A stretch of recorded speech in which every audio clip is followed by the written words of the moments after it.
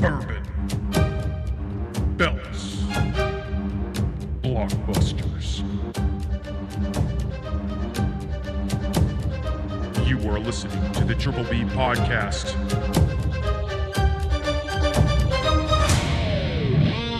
Let's fucking go. Welcome back to another episode of the Triple B Podcast, Bourbon, Belts, and Blockbusters. I'm Tim. I'm Ryan. And this is the show where we sip on some bourbon, we talk about some wrestling, and then we talk about some blockbusters. We are back for episode 31. The bourbon cash-in was Ryan's this week. You're going to find that on our TikTok and our Instagram. It's quite the one. I think you guys will enjoy this one. Yes, thoroughly. I think it'll turn out quite nicely. Yes. Man. You want to lead us through the bourbon and what we got? Absolutely, man. So what we got here is the Copper Still bourbon, straight bourbon whiskey. It is what I thought was something cool about these bottles, and I actually looked at the other bottles there. I got this at Total Wine. I think it was $38. Okay. Like ticket price was $38. So then I don't remember what it exactly was when I walked out, but not too pricey. It was probably like, Total Wine, how it looks. It's got, like their top shelf, bottom shelf stuff. It was, upper middle, somewhere right there. Okay. And what I thought was really cool about this was they actually write on the label, or I'm sure it's like printed, but it looks like it's handwritten, the batch number, the barrel number, and then the bottle number from that barrel. Oh, for cool. all of them. So I was like, wait, are you? I was like, for real? And I moved it and looked at a couple of the other bottles, and it was like the one behind it was 155. This one's 156, and the one behind that was 154. So it was like, it actually, they literally marked them differently for each bottle. So I thought that was pretty sweet. It's a short blurb, but on the back it just says, our award-winning bourbon is made from sweet corn and a hint of spicy rye to give a perfect balance of sweetness and spice. Okay. All right. I don't have, honestly, a ton of information about this outside of the fact that I picked it up and I was looking at it, and I was looking at this one and two others, and the guy that was working there on the aisle, I didn't ask him, didn't talk to him or anything. He just kind of was walking by and he goes, "That's a really good one." I was like, "Yeah?" And he goes, "Yeah, it's smooth. It's really nice." And then there was another, they had 3 or 4 different types of Copper Still bourbon. Yeah. And I picked up another one, and he was like, that one's higher rye. It's going to be a little bit more of a spicier note to it. So this one has more of a kind of nutty flavor to it. So that's what it is. Copper Still, got it from Total Wine up in South Hill, Puyallup. Sweet. Let's get to it. Let's do it. Cheers.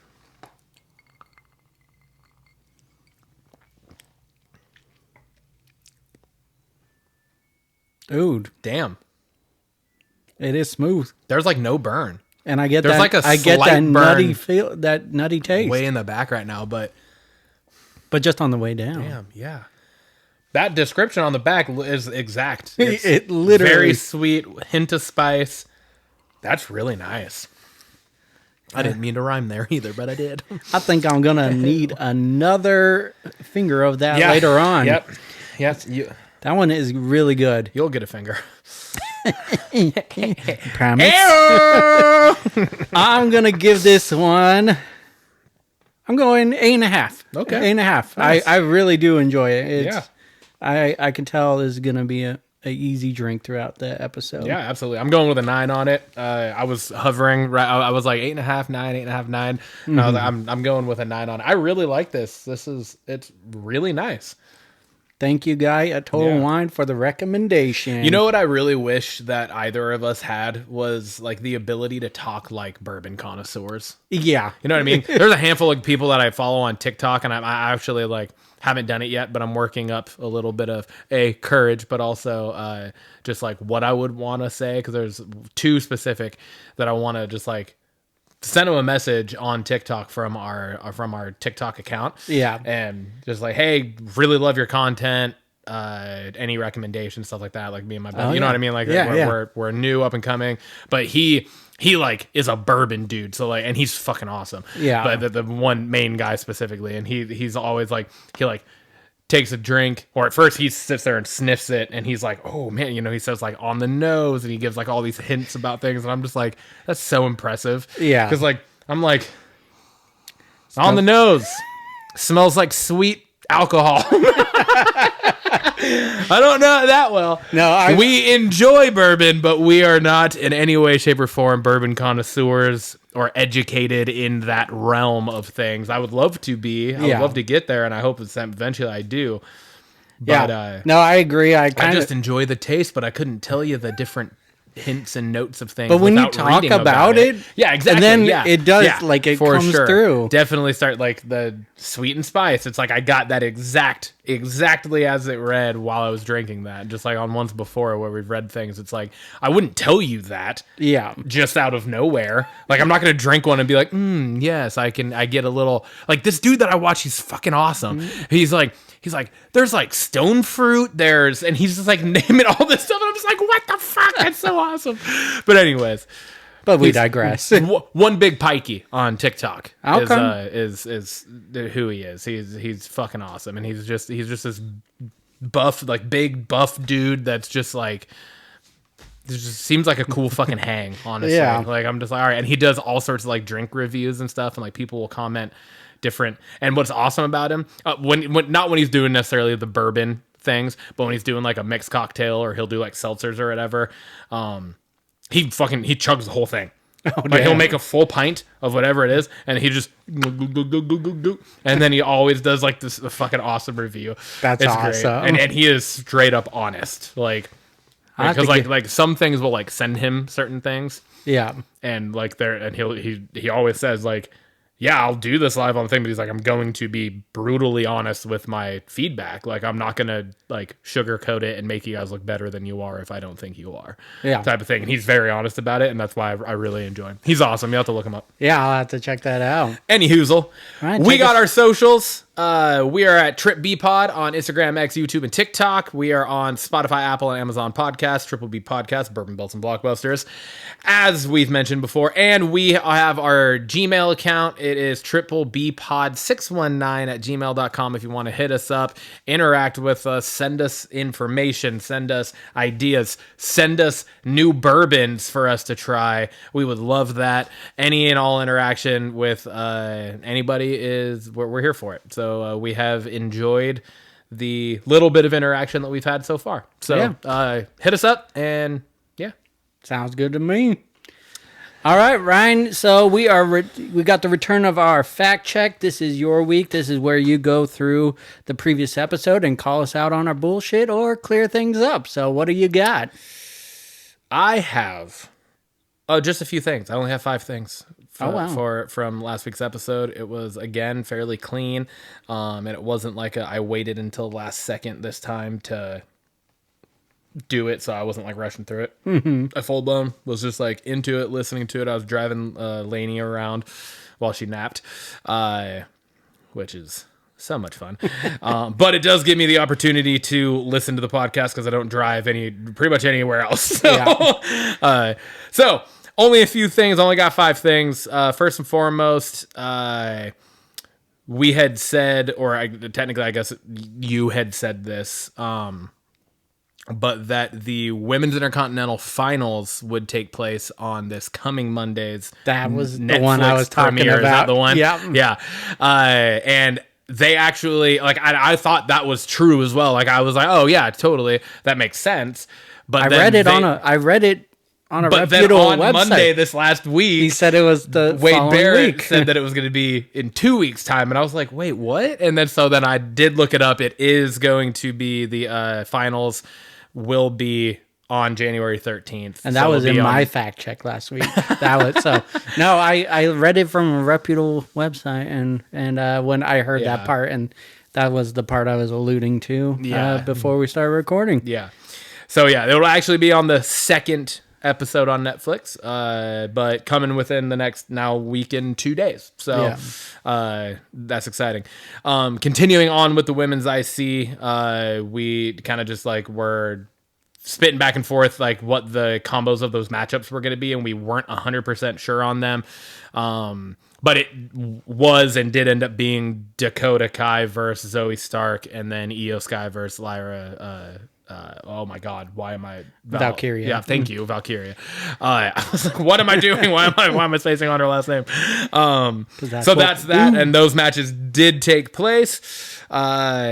And then the Handmaid's Tale actress. Okay. We could not remember her name. Neither of us could. It's Elizabeth Moss. Oh, God, yes. Who was in the Invisible Man remake as well. That's where that whole thing came from. We talked about, we were talking about how Christopher Nolan's next movie is actually going to be a live action adaptation of Homer's The Odyssey. And I had kind of thrown out that it was written in like the 7th or 8th century BC. I was correct. It was the 8th century BC. Oh, wow. I was like, let's knows this go. Shit. Yeah, I know my Homer poems. Okay. No, that's not true at all. I had read something about it before that episode, but then I just said it and I was like, fuck, I don't know if that was actually the right time frame, but it was 8th century BC. And just fun fact for it, it was published in English in 1614.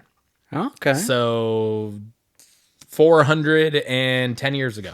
Wow. It was published in English, which is just fucking crazy. That is about. crazy. 410 years ago. And then the last one I have, we could not remember the actor's name because we were talking about Happy Gilmore 2 and how Shooter McGavin and Happy and the little quick 30-second trailer that we got for it on whatever day it was, they met in a cemetery. Yeah. Right. And we had talked about it could have been the Jackass guy, or it could have been for Chubbs, or it could have been for Bob Barker. That how they're potentially a way they're going to play homage to one of those 3 actors who were in the original that have since passed, and we couldn't remember the Jackass guy's name. It is Joe Flaherty. That's right. Flaherty. I'm not exactly sure how to pronounce it, but that's who it is. He's the guy that was like, "Hey, Happy, you're not going to make this putt, you jackass." Yeah, so that's all I got for the fact check. It was a pretty clean, for the most part, episode. If this is another thing we should throw out to socials. If anyone is watching and you guys notice that we missed something from a fact check, I like it. Hit us up. Send it to us because we will definitely call us on it. We will definitely throw it back out there. But that's what we got. All right, man. As long as I didn't miss something. That brings us to football, baby. Hawks are 9-7. Yep. They are eliminated from the playoffs. They needed quite a bit of things to happen to go their way for this week to be meaningful. And we needed, first off, just last week's games, we needed 3 of 6 different things to go our way, and only 1 of the 6, or I guess technically 2 of the 6 went our way. But the Monday night one no longer mattered after the Sunday night one. Yeah, we are eliminated. But then had we gotten 3 of the 6 to happen, there was like, I looked at it because I read another article that was like, alternate universe. What if what we needed last week happened? Yeah. What would we need this week? So essentially with Arizona losing last week to the Rams, if 3 of those 6 games would have gone, there was like it was like 8 or 9 games that we would have needed to fall certain ways. So the chances of us getting into the playoffs over the strength of, like, flipping essentially the strength of victory, tiebreaker, was so small. Gotcha. And essentially once Arizona lost last Saturday, it was just kind of like, all right, it's over. But the hope was still there for a little bit, and it made us a little more interested in some of the games that took place last week. Hell yeah, man. Specifically Atlanta and Washington. How the fuck? I know he's not your actual full-time kicker. I know he is a kicker you guys had to sign at some point because whatever his name is. Yeah, Young Wei Koo or hung like a Koo. I don't know what his name is. Last name. Was injured. I get that. But how the fuck are you an NFL kicker that comes up almost 10 fucking yards short on a 54-yard kick. Or 57 or whatever it was, 56, somewhere in there. I get that's not an easy kick. I get that's still far. Anything over 50 is not a gimme.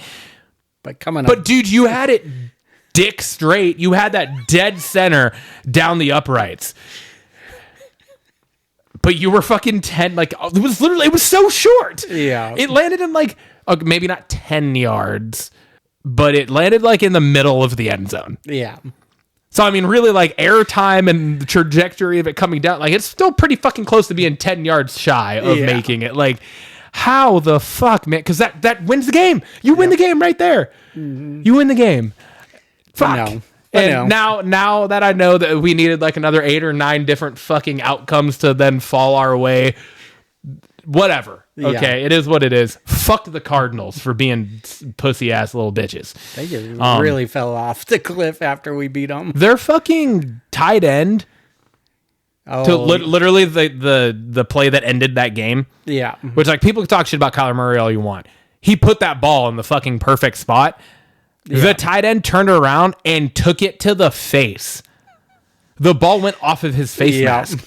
And then picked off. Where the fuck are your hands, dude? What are you are a fucking tight end. You are running an out route, which is a quick fucking throw. How do you turn around and not have your fucking hands ready for the ball? That's what I don't understand. Like, you are taught that from a young age. When you make your break and you're expecting the ball, get your fucking hands up. Get your hands ready. The fact that it hit him in the fucking face is so goddamn annoying to me. And then that is...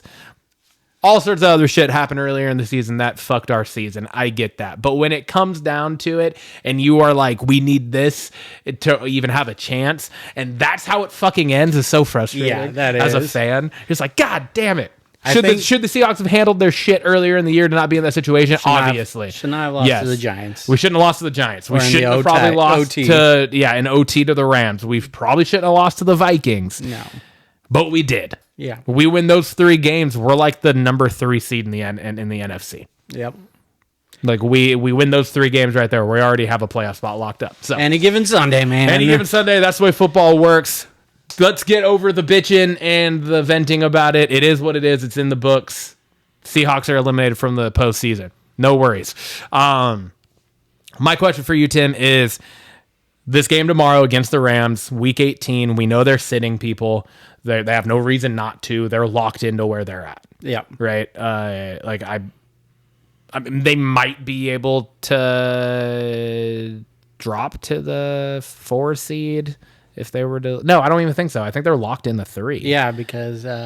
Yeah, I think they're locked in the 3 because the Eagles are going to be the 2, and then the winner of the Sunday night game is going to be the 1. No, that's not. I think there's a scenario where between the Eagles could be the Tampa one, Bay and Atlanta might be I think. But I don't Tampa think they could jump to 3. No. We'll have to fact check that, I guess it'll just play out and it'll be easy fact check. Yeah. But anyways, I get what you're saying. Well, because the reason I'm thinking that is, why would the Rams sit people? That's true. If they don't have, if they're locked in, if they have a potential to drop to the 4th.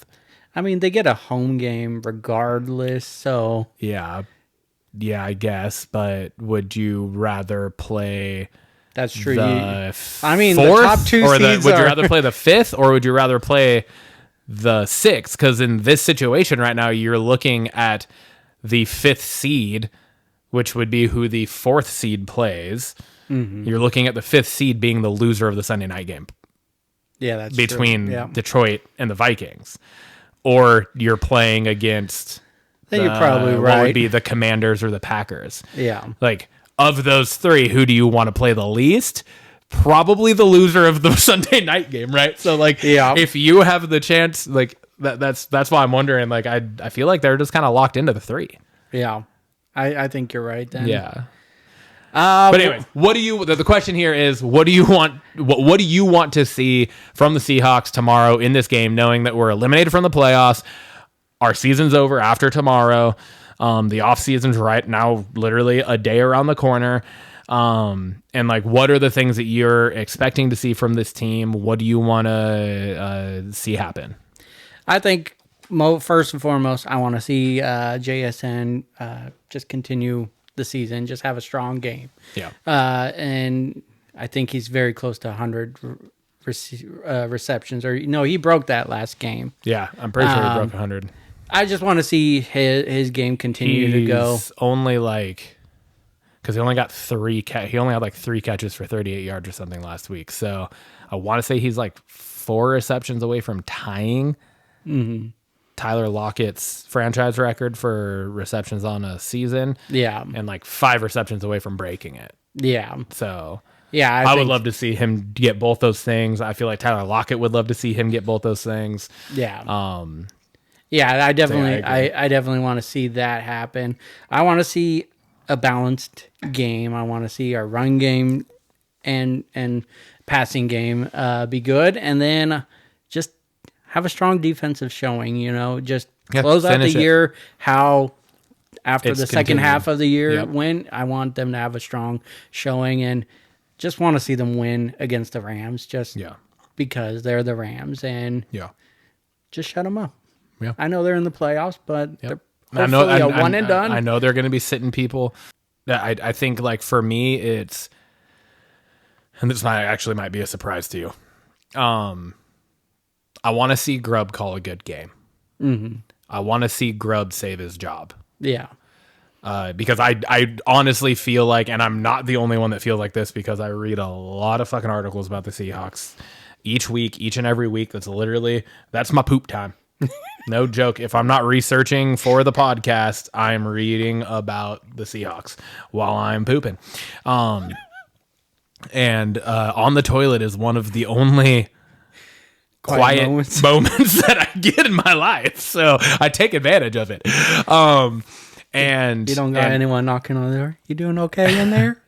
Hanging in there? No, she knows. I'm rooting for you. she knows. When I go to the bathroom, I'm researching things. I'm sitting there. I'm gonna come out stumbling because my legs are asleep. It's gonna take me another 2 to 3 business days to be able to walk straight again because of the feelings coming back into my feet. So, but yeah, so. I've just read a lot of stuff that, like, I'm not alone in the thought process of Grubb could very well be one and done. Mm-hmm. I'm not alone in that. It's very rare for a college OC to come into the NFL without any previous experience and be successful right away. Yeah. It's very rare. And a lot of the times they do turn into one and dones or two and dones maybe.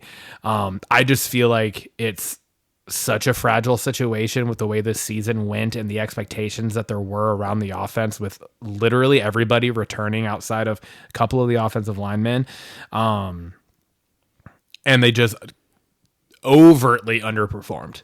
And yeah, so what I would like to see is Grubb, even against backups. I don't care. I would like to see, because they're not seeing everybody, right?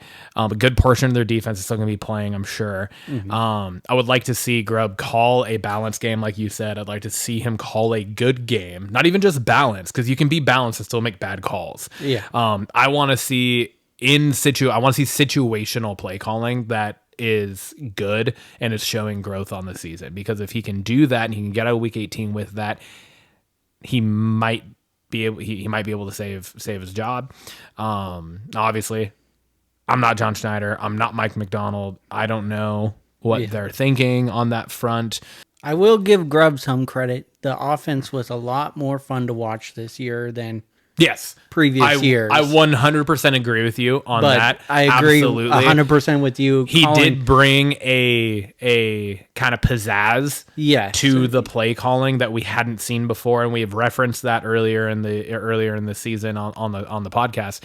Is that, like, instead of it just being like, oh, we're gonna go run, incomplete punt. Yeah. Now it's like they're throwing screens on first down, first and long. They're actually doing other things.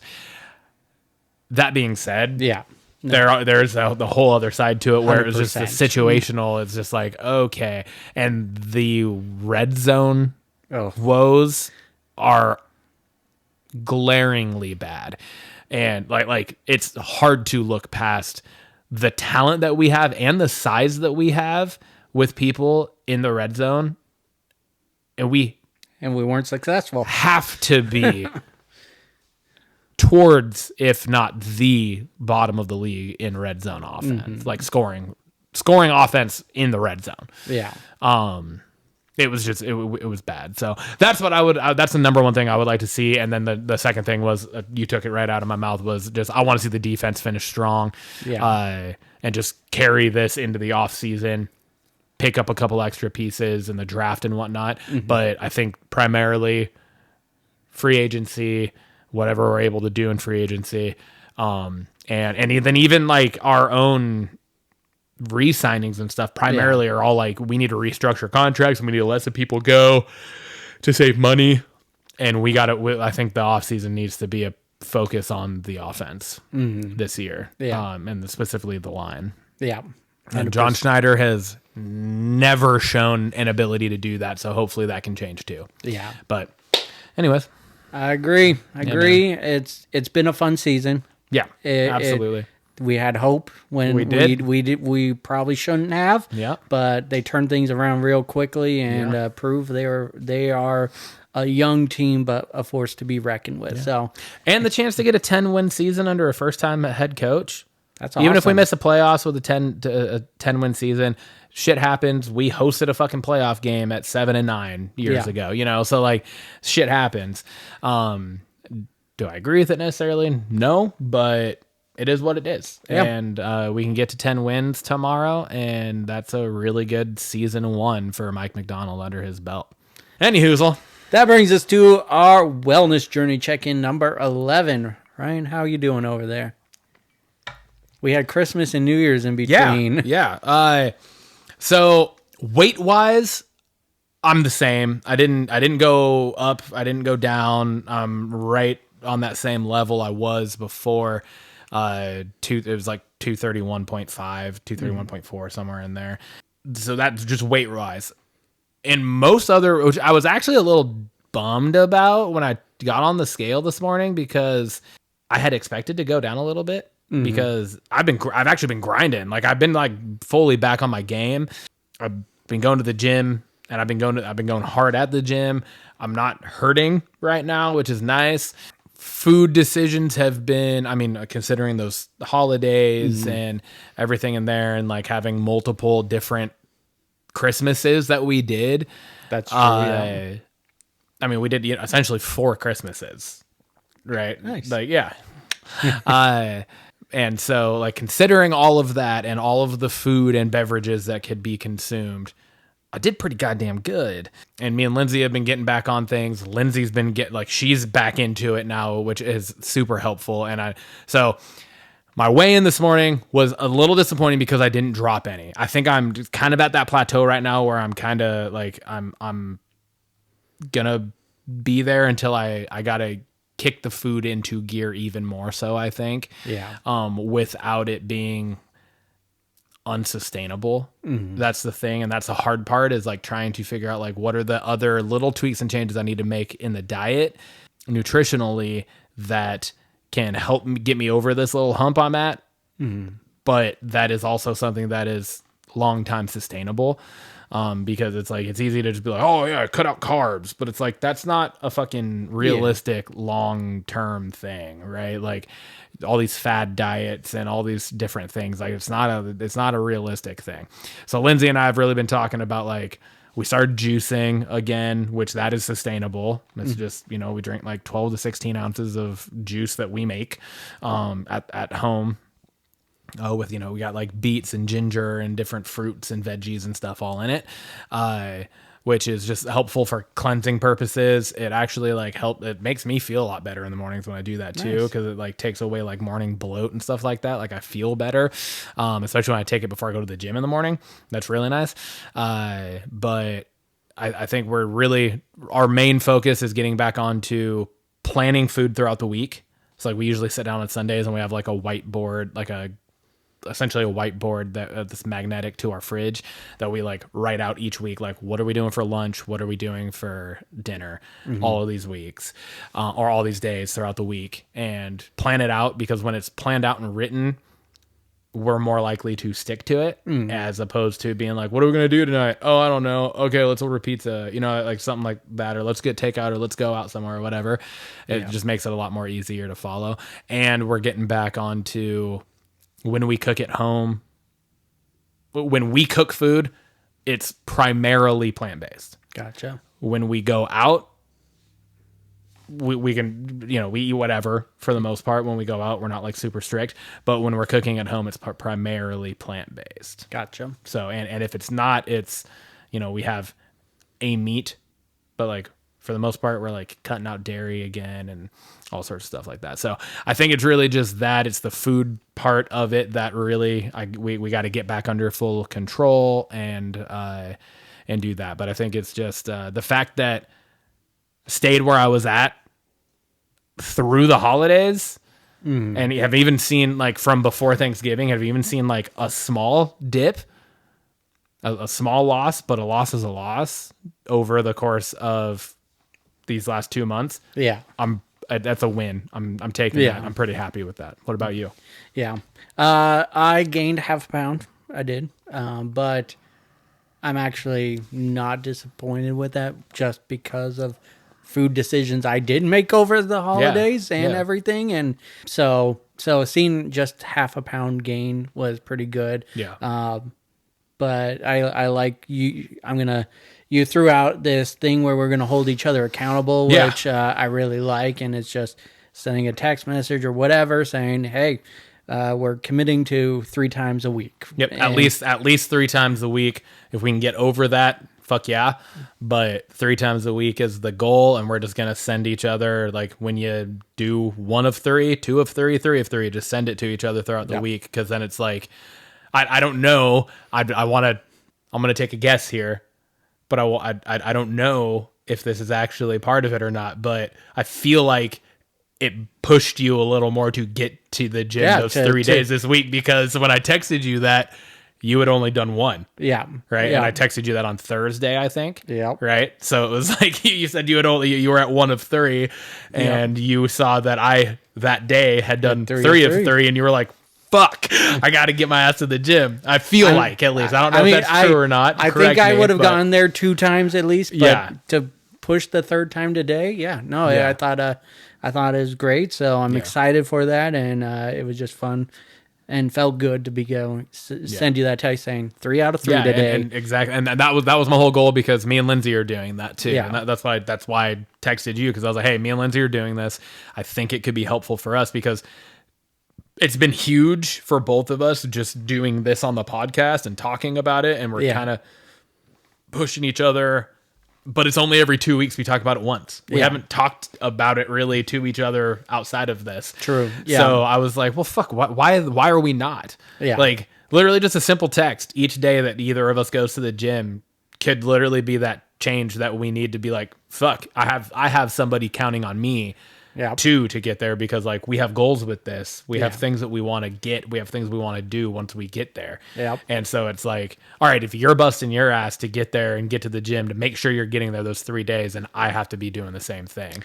100%. And so it works really well. 100%. So I think that will be huge. I think for me specifically, getting back to work will be big, because I'm getting back into a routine where I'm not just home, or because that's the thing on break.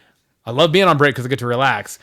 But when I'm home all day, I'm just like, I need a snack. And it sucks, but that's just the way it is. Yeah. And luckily, we have done a pretty decent job of not just keeping snack foods in the house all the time. Yeah. But I always manage to find something. Yeah. But I have been doing a lot better. But it's just getting back into that routine, being up on my feet more frequently throughout the day. And then up in the gym, and me and Lindsay have kind of set because she kind of set days that she's going to be going to the gym too.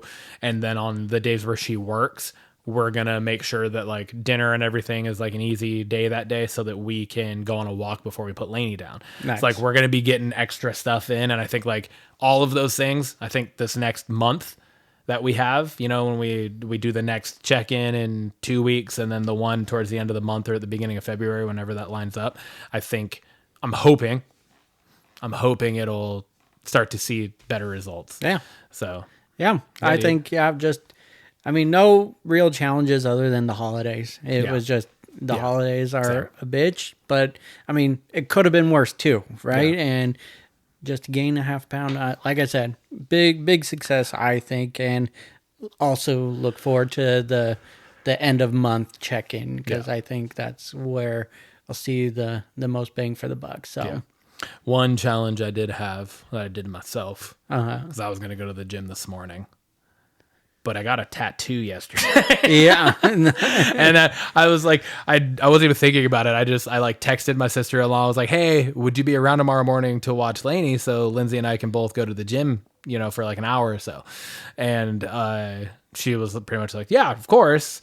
And then I told Lindsay, hey, Amber said she's good. And Lindsay was like, we literally just got tattoos this morning. yeah. We shouldn't go to the gym yet and get all sweaty. It's an open wound. Yeah. I was like, oh fuck. So I Googled it and everything I read was pretty much like, wait at least 48 hours before you go to the gym after you get a tattoo. I was like, God damn it. Cause I was gonna get 4 out of 3 this week, but then I was like, fuck. So yeah. But anyways, that's really the only challenges for just like you said, just that stuff. So fuck yeah, dude. I'm looking forward to. I feel like we're back in a groove. I think so too. We're gonna be rocking it. So hell yeah, man. hell yeah, good things. And you to can come. we can help each other get through that, because everyone does pretty well January. New year, new me. But the nice thing is we've been doing this since the end of August. Yes, right. Yeah. So it's like this isn't new for us. It's not like going to the gym and for me, I've been going to 9 round. I just hit my 400th workout this last week. I think it was on Thursday. It was on Tuesday. And so it's like I've been going for a few years now. And so it's like New Year's resolutions aren't really something necessarily that I lean into all that much. I just have goals. And sometimes I'll take New Year to reset certain things. But when it comes to the gym, for me, the whole, go hard in January and then fall off really isn't a thing for me because it's just this is kind of, I look at it more of this is my lifestyle. This is what I do. Yeah. Do I fall out sometimes and go less or eat poorly? Yes, of course. But January itself isn't a thing for me. Gotcha. So, yeah. But we're going to hold each other accountable. And regardless. Get through and we're going to get through any rut that we got, any obstacles. We're looking out for each other. Hell yeah, man.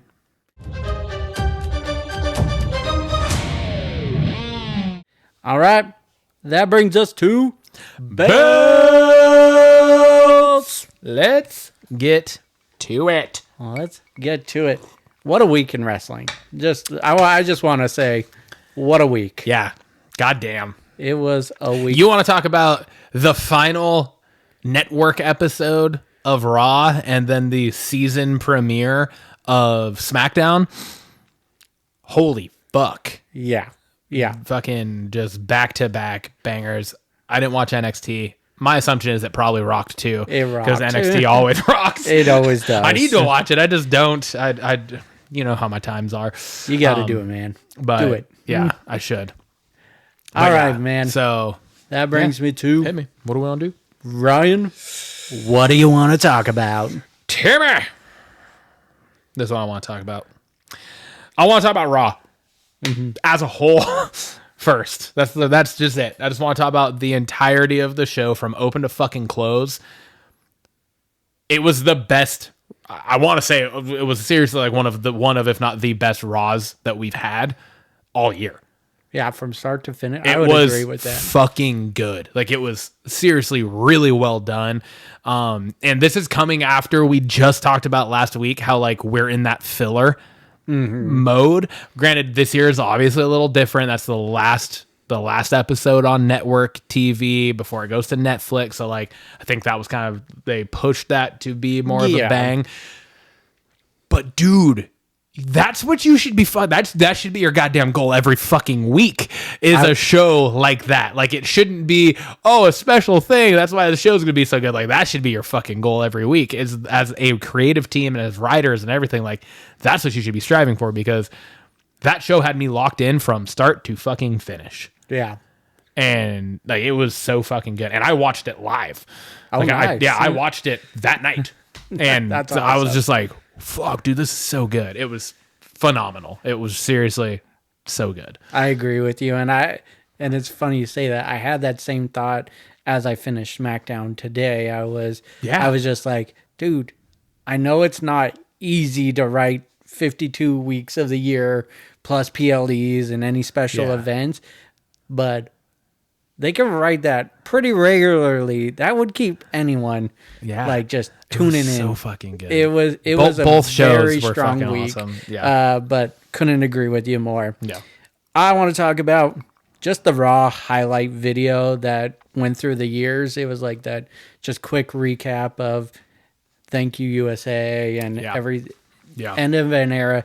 It gave me chills. Yeah, it was just so many memories coming back. It was such a good video. It was like it really was. it was. I watched it numerous times and just like I said, crazy to think that it's no longer going to be on cable. I know. And It's obviously the first time, but it's been 30 years? 31 years? 31 years? Or no, because 93, I think, was the first 93 Raw. was the first Raw. So yeah, 31 years. Yeah. Fuck, so dude. it's crazy to think about that. I'm keeping my expectations low about any changes that are going to happen, but I think they have potential to do a lot more being on a streaming platform And such as Netflix. Speaking to that, and I was a little giddy to be able to talk about this. This isn't actually one of the things I want to talk about, but I'm just kind of bouncing off of you because it was a perfect segue. You just brought it up. The show that got me into podcasts and then wanting to do a podcast and then specifically wanting to do a podcast with you is, and I've told you about it before and I've talked about it on here before, is Two Bears, One Cave. It's Bert Kreischer and Tom Segura. Mm-hmm. You still haven't watched it, I'm assuming, right? They're two comedians. They're best friends. They're fucking hilarious. And I've watched their podcast pretty much from the get-go. It came out, I want to say it came out like late 19. Late like 2019, I think. Mm-hmm. Because I was still living at Adams and I was driving from Ording to work, and that was when I was listening to podcasts the most. Mm-hmm. So that's just like my favorite show, and that's what really got me into listening to podcasts and then wanting to do one, because I'm like, they're literally just two best friends that just sit there and fucking bullshit. Yeah, I was like, that's phenomenal. I want to do that. And so that, and then another thing that obviously we have always bonded over and is one of the main three things that got us into wanting to do this specific podcast and this show is wrestling. Yeah. Their guest this last Monday was WWE champion Cody Rhodes. Oh, no way. Yeah. That's which awesome. Was actually shocking to me. I was surprised. Not on Bert's side, because Bert and Cody are actually friends. They know each other. They did the Go Big show together. Okay. In 2020, 2021, I think there were only like 2 seasons of it. Bert was like the host of the show. So he was like up on stage talking, and then Cody was one of the judges. Gotcha. But Tom has always talked mad shit about professional wrestling. And so it was just funny to see him on there, and they have a little banter back and forth about it. But anyways, Cody on that show, actually, they like asked like, you know, like, you're on a Netflix, like how's that going to look? What's it going to be? You know, stuff like that. And Cody Rhodes actually said, he's like, it's definitely going to be different than what people are used to, but there's also going to be a lot of the same and similarities. I think that's kind of, just to go off what you were just saying, is like, that's kind of, I think you can kind of expect there are going to be some differences. There are going to be some changes. There are, like, things are going to look different. Things are going to flow probably a little differently. Mm-hmm. But then there's still going to be a lot of what we same, already know. Yeah. Product and stuff. So that's what I mean. I'm excited for the Netflix. I am too, I'm man. super excited for it, but I've also watched many years of wrestling, and they say big things, and it could turn out to be, more of just the same, but different place. But no, I think it's going to be a good thing. It's exciting and ready for Monday. Yeah. And the Raw Netflix premiere, you and still possibly, for sure, still possibly Haley are going to be coming to my place to watch it. And so is Nathan and Tally. Oh, nice. I invited them as well. So Heck yeah. we'll have our crew back together again to Hell yeah. watch the Netflix premiere. Sounds good, man. Yeah, dude. What do you got? The Women's Intercontinental Tournament. I didn't want to say too much earlier when we were talking about the fact check because I knew I was talking about this now. I literally have on here, I said, Women's IC Final equals hell yeah. I love that they kept us on our toes. Mm-hmm. That's what I wrote. Because we both last week were pretty much like, oh yeah, they added EO to it. We're assuming EO's probably the front runner to win this entire thing. Joke's on us, Timmy. Yes, it is. We also thought there was a strong chance for it to be one or the other. I leaned the other way. You leaned towards Dakota.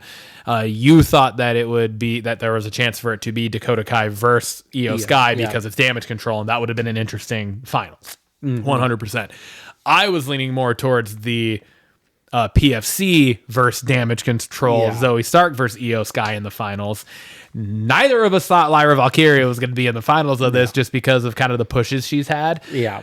But we ended up with Dakota Kai beating Zoe Stark and then Lyra Valkyria in a fucking badass match. Both matches were actually pretty fucking good. Dakota Kai is like, this is going to sound bad, but it is good. But she's like forgettably really good. Yeah, in the ring, you know what I mean? Like she's one that you ease. And this isn't, and I don't think it's necessarily on her. It's just the product of Raw right now. Yeah, you forget that she's really good in the ring, and she was hurt for a while too. I was gonna say she's hurt, adds to the often, forgettable. And so you don't get to see a lot of her. But yeah, she's pretty fucking good in the ring. Yeah, and Zoe Stark is really good too. They're both very athletic. Yeah, and that match did surprise me, but I gotta the EO Valkyria match. Lyra was so fucking good. It was. That might have been the best match on the card. Which I think is probably the reason that it was right before the face off. Yeah. Right. It was so good. It was awesome. But yeah, we get Dakota Kai winning and we get Lyra Valkyria winning. So in 2 weeks' time, or I guess 1 week and 2 days' time, on January 13th, we will get to see those two square off, which I'm actually really fucking excited about that match now. I'm excited for it. I'm leaning towards Dakota Kai winning it. I'm leaning towards Lyra. I just think just because of how injured she's been, I think this is like a feel-good story, and she wins the title just because I think there's been plenty of times where they've wanted to push her and something unforeseen happened. Yeah. And so that's why I'm leaning that way. And I totally agree with you on that. Like I'll be happy either way this match goes, but I just feel like at some point you got to stop kicking your talent in the nuts. Mm-hmm. Yeah. And how many pushes has Lyra gotten to like, this year. Yeah. And so like this, I feel like this is the one for her. And where on the flip side of that, Dakota's been injured a lot this year. Yeah. So like, I agree. Has she probably been getting pushed before? Things like that. Yeah. And then she gets hurt, but it's also like, and this isn't necessarily to try to take anything away from Dakota, but it's like, have you truly earned this to be the first women's Intercontinental champion ever? Yeah. When you've been on the shelf the majority of 2024. Yeah. Right. So like Lyra has been there fucking pretty much week in, week out. Ever since WrestleMania. Fighting to put herself in this position, and she's lost King of the Ring. Queen of the Ring. Sorry, yeah. Queen of the Ring. In the finals, she was in, I'm pretty sure, correct me if I'm wrong, Timmy, because I know you have a better memory of this than I do, but I'm pretty sure I remember her. Was she not in the Women's Royal Rumble? And didn't she last a while in the Women's Royal Rumble?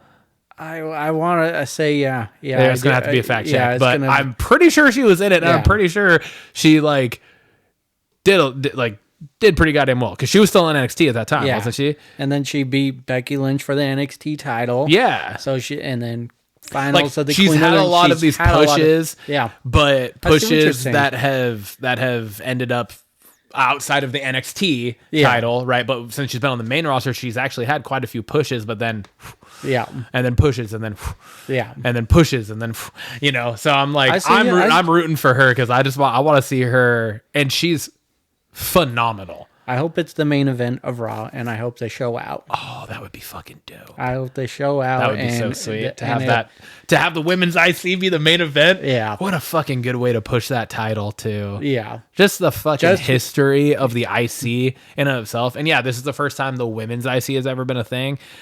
But it's still it's the same title, right? It has the same name, it has the same history and everything. It's just now it's the women get the chance to fucking have their own and build their own history. Think about all the history of women's division. Like there's always like just some workhorses that never got to that top title. Yeah. And so now there is a title for them to go for, and I just really like that. The women's division is super exciting right now. Hell yeah. It's super since they introduced the US and the IC, and I know this is why I need to fucking watch NXT because they're gonna bulk up both rosters with the NXT talent. And I need to. I know, Tim. I know. I'm telling you, like it's like is the men's roster on NXT good? Yes.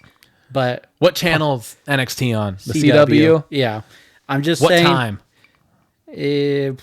I think it's 8:00. Fuck! It's got to be so late. Is it 2 hours? But if you record it on your Xfinity, like when you fast forward the commercials, it brings you right back. Like it's a quick fast forward. So it's so good. But yes, the women's division in NXT is a big bright spot, and I'm excited for what's coming up. Hell yeah! What do you got? CM Punk Seth Rollins promo was straight toasted. Yeah, it was dude. the perfect way to cap an awesome night of Raw, and it was probably, I'm gonna just say it, probably one of the best verbal exchanges ever. It was fucking amazing. It just so many great jabs, but it just showed the passion. And I don't know if it's true, but I read that they winged it. It wasn't like a scripted thing. Oh, really? And that they both were just sent out to talk to each other. And I love that. they are two of the best on the mics. So that's easy to do for sure. Yeah. The way that they jab back and forth was incredible. I'm so excited for their match. I read a interview with Dolph Ziggler. Mm-hmm. Nick Nemeth, is that his name? And he was being interviewed, and they, I don't remember. It might have been, what's his name? He's like the main fucking dude that has guys on his podcast, like Chris Van Fleet or something like that. You know who I'm talking about? Yeah. It might have been that. I can't remember exactly what it was that he was being interviewed on, but he was just being talked about just this last Raw. And he was talking about that, and he was talking about the importance of like the move to Netflix and like how the push for the go home show to the Netflix premiere was a no match, no contact, no fireworks, no pyro, no nothing. It was literally just two dudes out in the ring talking. Mm-hmm. And he was saying how important that is to understand in the terms of like how much faith the WWE is putting into Seth Rollins and CM Punk in this storyline going to Netflix. Yeah. And being what I think we might, I don't know, because there are a couple other big matches on that card right now. Yeah. But I feel like Seth Rollins and CM Punk is going to be the main event. They confirmed it. Well, I mean, they say the word main event a lot. So that is true. It could be a but they did say it was the main event of Raw. Okay. Because like I was like, I could also see the Tribal Combat match potentially being, but it's also like they're SmackDown competitors, so that doesn't make sense for them to main event Raw. Yeah. Right. So, but yeah. So if that is the case and that is the main event, like that's what he was saying, and I was like, that's really cool to see somebody who is formerly with the WWE, who is never given the fucking what they deserved in the WWE, who I hope one day comes back to the WWE now that Triple H is in charge. But that is in a different promotion because he's in TNA right now, but he's being asked about this and can just be like, yeah, dude, like, this is so fucking big. And like, you have to understand the importance of what that was, because it's on a whole other fucking, like, whole other level of anything we've really ever seen before. Yeah. How often is it literally just two dudes without any form of contact, and the show ends with them literally just fucking face-to-face stare off? That doesn't happen very often. And no title in it. Yeah, there's no title. Yeah, that's a whole other fucking layer. I didn't even think about that. Like, this is literally just a fucking grudge match. Yeah. That is the hype thing for the Netflix premiere. Yeah. Yeah. It could not have been better. Yeah. It was so good. Was. You want to talk about a fucking promo, dude. That, I agree with you. That could very well go down as one of, if not the greatest fucking face-off ever. Yeah. They both brought it. It was great. It was amazing. It was incredible. I foresee myself YouTubing it down the road and going, I got to see it again. Yeah. I got to see it again because it was that good. In 10 years, when you and me are doing this podcast, and we're going to have a question, of the week about the best fucking face-off ever, it's going to be us both saying this Monday, December 30th. 2024. Right before Netflix. Rollins Punk. I agree. 100%. It was fucking amazing. I'm jumping to SmackDown. Okay. And this is not necessarily a qualm, but it's just something that I want to see, because everything we've seen so far between these two teams has been fucking amazing. But I don't feel like we've really truly gotten what we deserve out of it yet. And I want to see a DIY Motor City Machine Guns match without interference, and that is a clean finish. Yeah. And one could argue that when the full heel turn took place, that it was a clean finish. You could argue that. Yeah, you could. Because it was a clean 1, 2, 3, but there was the heel turn in the middle of it. Yeah. Right? That led to that. It was the low blow with the ref being distracted and all of that. There was a swerve in the match. I want to see these two teams just fuck. And I love the heel DIY. They're fucking phenomenal. It was great for them. That's exactly what they needed to do. So well done. Motor City Machine Guns in general are just fucking phenomenal. Yeah. And so I want to see those two have a fucking. I want to see. Have we ever had a tag team Iron Man match? No. That would be awesome. That would be fucking phenomenal. Dude. That would be so fucking sweet. Hell yeah. Like, and those two teams, especially right now with the personal history between Gargano and the Machine Guns. Dude, that would be awesome. It would be so fucking sweet. I want to see a full fucking. I want to see an hour of those two teams in the ring with nobody else involved. Dude, that would be sick. I will say, bouncing off of my own topic there though, because I was a little disgruntled last week with just the way everything played out. I'm on board with it now. With Pretty Deadly and Los Garzas and all of it. I like it. I like it. I'm on your side. I agree with you from last week, because at first I was like, what the fuck? That just seems so random. But now I'm like, no, I like it. They're full blown pushing the whole tag division on SmackDown, and I'm here for it. I love everything about it. Yeah. So I agree with you. I do want to say it was a really, I mean, we've seen it before, but I like the way you knew it wasn't going to be a straight match. Yeah. Like there's going to be the way they set that up with Pretty Deadly in the back. Yeah. Yeah. So you already knew that was going to come. The way it ended up was pretty cool. I liked it. It wasn't a straight up disqualification. Yeah, it landed in a no contest because they landed on top of like both of those teams, and it wasn't somebody interfering on behalf of. I mean, granted, Pretty Deadly did come out to distract for DIY, but then right when you think that finish was going to happen, was it Alex Shelley kicked out? I think it was Alex Shelley kicked out. Yeah. He kicked out, and you're like, whoa, what the fuck? Like, they had it. Gargano's in the fucking, like the known heel fucking cover with the one leg, and he's like, yeah. Ciampa's fucking behind him in the corner, and you're like, well, there it is. And then he kicks out and was like, whoa, wait, what the fuck? Like, that was an in-match swerve in and of itself. Yeah. Didn't expect that, because you're like, that's just what we're used to seeing. So, like, I'm here for that. If you're gonna have the interference happen, you're gonna have all this shit happen. Make it creative like that. Exactly. Make it creative. And that's exactly what they did. And then you had Los Garzas come out and chase Pretty Deadly off, but then it ended up bleeding back into the ring, and then they fall on top during this double submission that makes it look like the Motor City Machine Guns are gonna fucking get it back, and it's like, yeah, let's go. And then it's like, oh fuck, what's happening? And they fall on top. Like, it was super well done. I totally agree. I loved it. Yeah, my emotions were like, oh shit, here comes the interference. No, he kicked out. They left, and then when they set up the submissions, they're like, they're winning, and then it didn't. Again, camera angles. It was so well done. Like, the camera is once again from like the corner of the side of the ring with the ramp, right? Yeah. It's kind of from that corner, so you're looking, and then you see them come back into camera view outside of the ring fighting, and they roll into the ring, and then you're like, oh fuck. Yeah. But it was all well done. And again, like what I was saying, like, yeah, I want the match between just those two teams just for the quality of it. Yeah. Like, just for the quality of what they bring and what they're gonna have. Yeah. That is not in any way, shape, or form.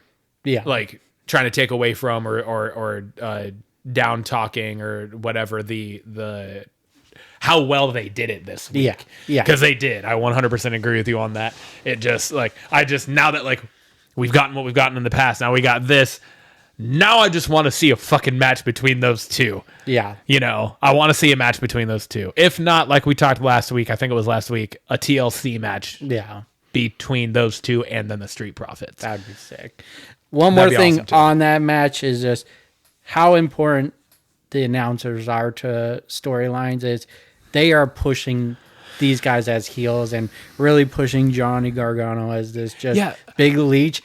You don't have that without announcers. Oh, 100%. How often do you have both commentators on the same side? Exactly. It doesn't happen it has happened. Yeah, of course, but it doesn't happen that often. Yes, and like, and this is.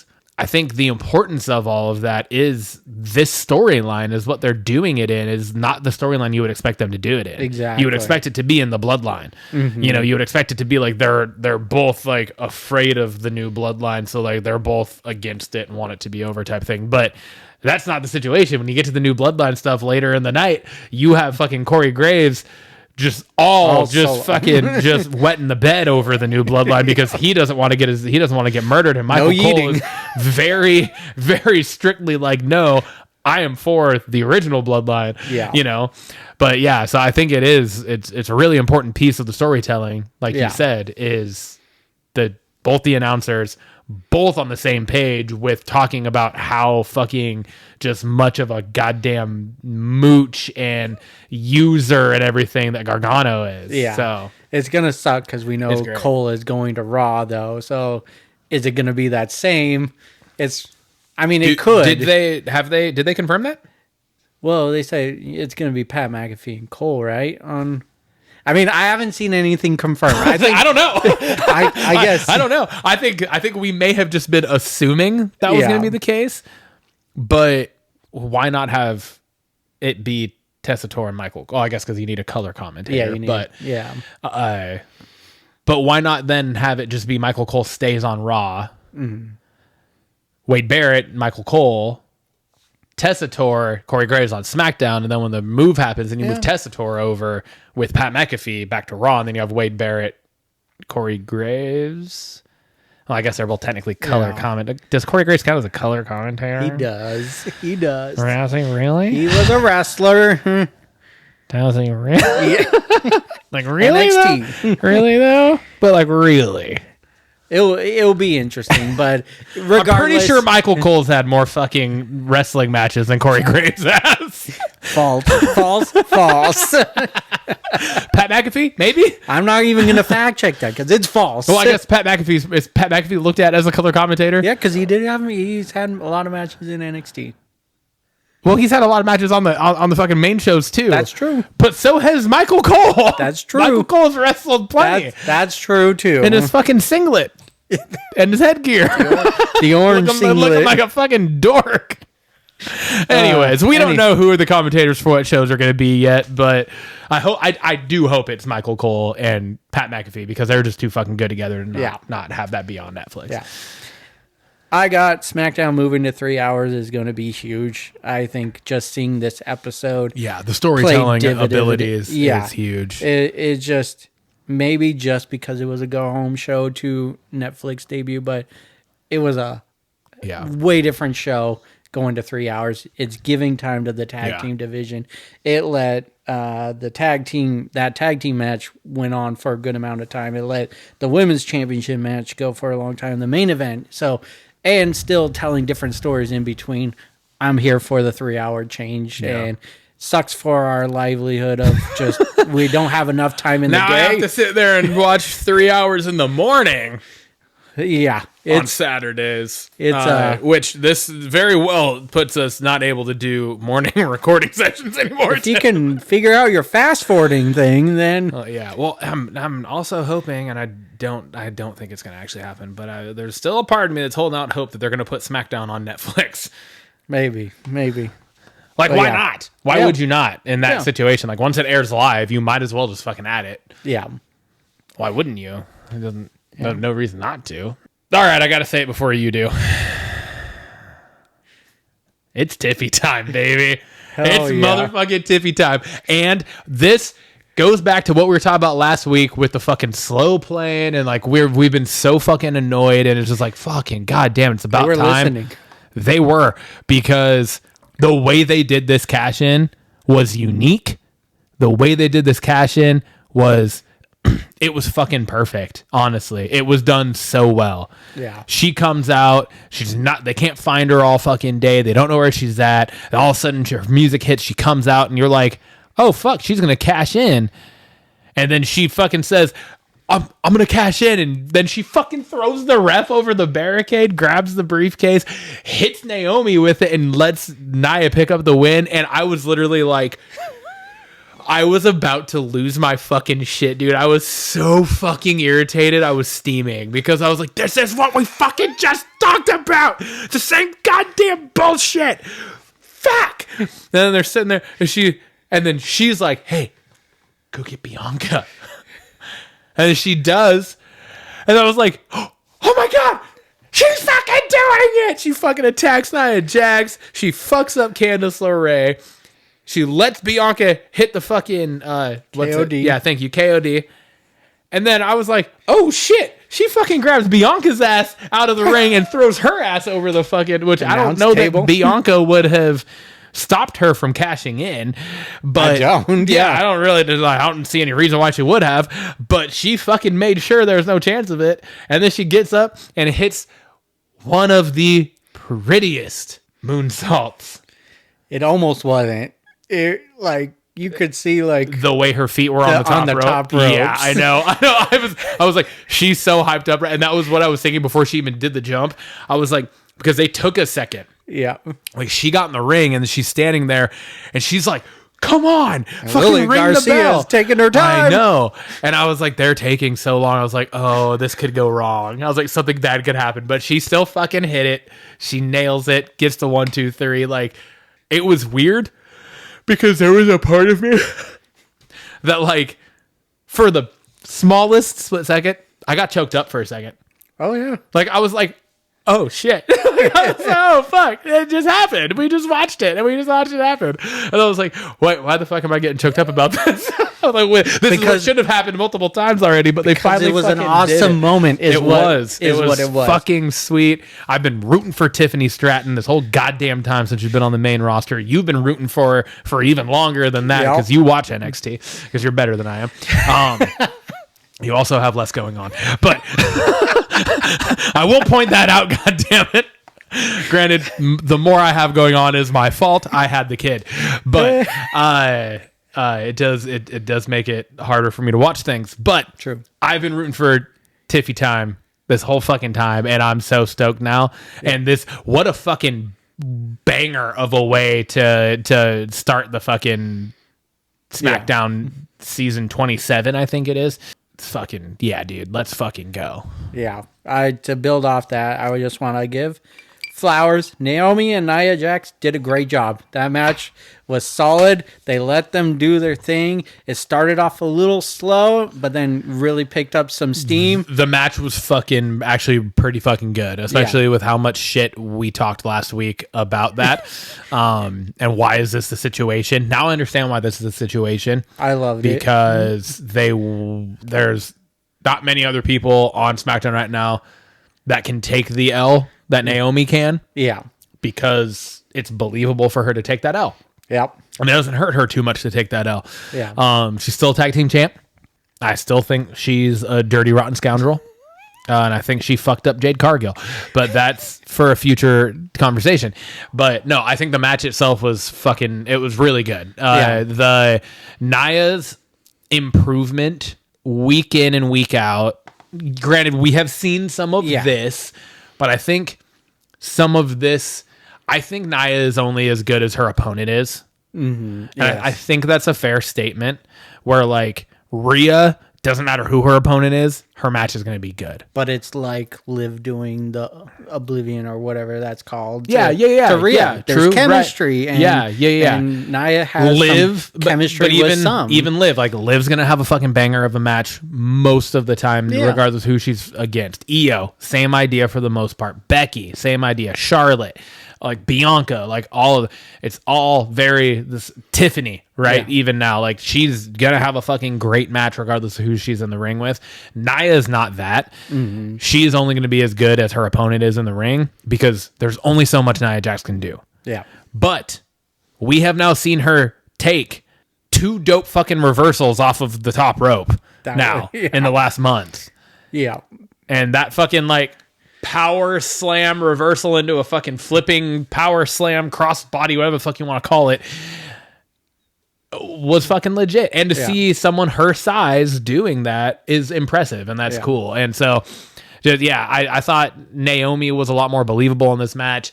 It didn't look like neither of them looked necessarily like they were moving like molasses outside of the beginning of the match, like you alluded to. Was a little slow, but they really found their groove and they really picked it up. Yeah. And I agree that I was thinking that I almost put that down as one of my things, but my next thing I couldn't get past. So I just want to say, I think what part of it was Naomi wasn't doing some of her cheesier moves, like the gimmick moves, like stomping on Nia's back and stuff. Yeah, or the bouncing her fucking gigantic ass cheeks in her face. And then at least the stink face had a good setup. Yeah. And it was a gigantic Samoan man. Yeah. Agreed. Like, it made sense. Yeah. What is that? Yeah. What are we doing? But then don't threaten me with a good time. Getting back to the cash-in part, I was laughing because it was teasing the slow cash-in again. Yeah. And I was like, I could picture you fuming at your place. I was like, 100%. Oh my God, they're doing it again. And then what transpired, that the reaction from the crowd was huge. It was a pop, if you will. It was a fantastic pop. It was a big moment and loved it. Loved it, every moment of it. All right, that brings me to Bloodline drama. I got some qualms. But first, I'm going to say... I am willing to bet that one of your qualms is the same as my last talking point here. Well, might not be the same wordage, but it's maybe. Probably in the same vein. So first, great promo with Paul Heyman, Solo and Paul Heyman. Oh, yeah. It was a great segment. I still think Paul Heyman is going to betray Roman. Ooh, I still think that's happening. We've talked about that. My qualm with this is Roman is nowhere to be seen at all, other than one video promo, and look, right there. Yep. I think it's disrespectful to Solo. Like, we're trying to build this big bad tribal chief. You got a big match on Raw, Netflix debut, and all you do is do a video promo for the match. We haven't seen him live in almost a month. Why? Why is he still like? Yeah, he needs to be on the show. Yeah, he does. What I just showed you on my phone was my note was I'm back to hating Roman, and the reason for that is because it's the same fucking bullshit that was happening when he was champion. It's the exact same thing. But he's not that attraction anymore. He's not the big champion. Yeah, exactly. He doesn't got a... That's almost worse when he was. I accepted it for that, but now... But even still, no. it's and you said it's disrespectful to Solo to a point, like, yes, I agree, but also at the same time, fuck Solo. It's disrespectful to us. It's disrespectful to the fans. It's disrespectful to the WWE universe that you have who's supposed to be still fucking pushed as the face of your franchise or one of the faces of your franchise, and he can't fucking be live on more than one show every 6 weeks. Yeah. It makes no fucking sense. It makes absolutely zero sense. I hope Solo fucking wins this match on Monday. I hope this eventually leads to Roman just being gone and never returning, because that's essentially where we're at anyways. He barely has a presence. The storylines that are building around him don't feel like they have any sort of actual fucking gusto or anything good about them, because he's never fucking here. Like, you have fucking Sammy and Jimmy and Jay all fucking pushing this narrative, carrying all of this on their backs because Roman has a fucking contract where he only has to work one day every fucking 45 days. That doesn't make any fucking sense. But I have that down. Like, yes, you can... The OG bloodline having Jimmy, Jay, Sammy fighting your battles up into War Games made sense. Not really. But in a way it didn't, though, because he was essentially having to beg people to join forces with him. But so them fighting his battles still didn't make sense. But now, after the War Games, you've beaten them, and now it's supposed to be one-on-one. It's not supposed to involve anyone else. And that's all we've gotten. But Roman is not anywhere, and all we've gotten is Jimmy J, Sammy fighting the Bloodline. I absolutely love, speaking of announcers, I loved during that 6-man tag match, Corey Graves, again, he's on the new Bloodline side of things, and he's talking up Solo, but he made a really good point, and one of the comments that he made was that, like, what kind of tribal chief was Roman Reigns? He used all of his people. He used his entire tribe as his Minutemen and his lackeys and his guys that would go do his dirty work for him. Solo's in the trenches with his bloodline fighting. Yeah. You didn't see that very often with Roman, and it makes a lot of sense. And it's like, I get part of it, like part of what we're talking about is storyline, and part of what we're talking about is actually real and fucking annoying. And that's the part that's like, it is hard to blend those, but that's wrestling. But it's like, dude, there's zero reason for Roman to not fucking be there. Yeah. There's zero reason. There's not a single thing anyone could fucking tell me that is high up creative in WWE. Paul Levesque could be sitting here right now telling me the reasoning, and I'm going to say, you're wrong. Yeah. Because it makes no fucking sense to not have Roman live on these shows. Yeah. At least the go home show. I agree. Yes. But one appearance. At the very least, yes. The go home show he should have fucking been there for. But he needs to be there weekly. Yeah. There's no reason for him not to. He's not at the point in his fucking career where Cena is. Yeah. Where he can show up right, like, at every now and then type of thing. Like, that's not where you're at. And if you are there, then fucking just retire. Don't push that. Like, there needs to be a change. Yeah. Something actually needs to happen, because it's super fucking frustrating. It's so annoying that he has not been there. When was the last time we saw Roman live? It was like was it the SmackDown after War Games? I think it was, yeah. And that was back in November, the beginning of December, because we saw Raw on December 2nd. Oh yeah. You're right. Yeah. So at the end of it was So it was December fucking 6th. Yeah. And that's the last time. And so again, so it will have been exactly a month. Yeah. Since the last time we saw Roman on live TV, not in a vignette. Not in a pre-recorded video from his yacht. A fucking actual him in the flesh live on TV. Yep. And it won't even be on the fucking show that he's supposed to be on. Yep. It's going to be on Raw. Yeah. So. This is probably one of the least excited like, yes, I want to see where it goes, but there's not a lot of build to it other than what Jimmy has done. Jimmy J. Here's the thing. Roman wins this match on Monday. What's he the tribal chief of? Yeah. This invisible make-believe tribe that you have at your house that no one else sees because you don't fucking show up. Right? Like, Yep. what are you the tribal chief of? Yeah. That's the thing is like there's very little to actually care about in this outside of the outside narratives. The Rock. Yeah. Like, is Paul Heyman going to turn? Like, all of these things. Like, Roman hasn't fucking been there. So what is the tribal chief? Like, what is he fighting for? Yeah. And I've given up on the Rock storyline just because I've seen so many other things, and he hasn't popped up when I thought he would. So I'm just banking on Paul Heyman right now betraying Roman, and that's pretty much it. That brings us to Banger of the Week. I'm done venting. What do you got? I'm going to be honest with you. I have 3 things written down because I don't know exactly how to fucking pick one. I have 3 things written down. Want to go 1 for 1? Yeah, let's go it. Let's do it. I'm going to do... Oh, fuck, this is hard. I was going to say I'm going to do my least of the 3. I don't know which one's my most. No least. Just go in any order. It. Okay, I'm going Lyra Valkyrie versus Io Sky. Is that one of yours? I said I can't go one this week. Yeah. I could not do one, and I put Io versus Lyra. Yeah. That match It was cooked. So it was the best match of the week. Yeah. Of the 2 main shows. Yeah. Again, don't watch NXT. I'm sure there's something fucking amazing on there. But I put this because I agree with you. I do think it was so fucking good. Yeah. It was amazing. Next. All right. Tiffy-Time. Yep. Tiffy-Time. Well, then I know we're going to have all 3 are the same. Seth and Punk and Zach. Yeah. Literally.